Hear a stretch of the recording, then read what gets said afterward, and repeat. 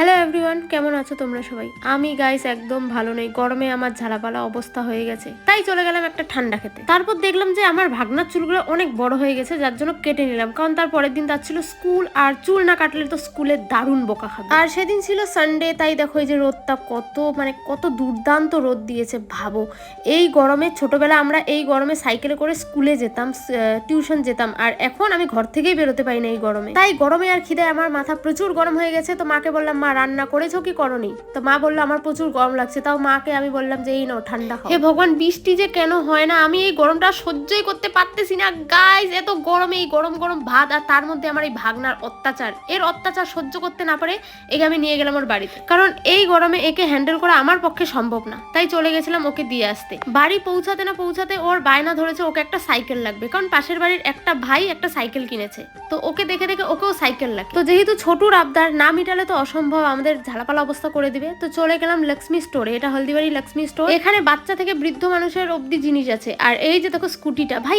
আমাদের বেলা কেন এই স্কুটিগুলো ছিল না? যাই হোক, ছাড়ো ওসব কথা। এই যে দেখো ওকে সাইকেল কিনে দেওয়া হলো। এই সাইকেলটা ওর ঠাম্মি কিনে দিয়েছে। সাইকেলটা কেমন হয়েছে কমেন্ট বক্সে জানাতে ভুলবে না। দেখা হচ্ছে নেক্সট ভিডিওতে। Bye bye.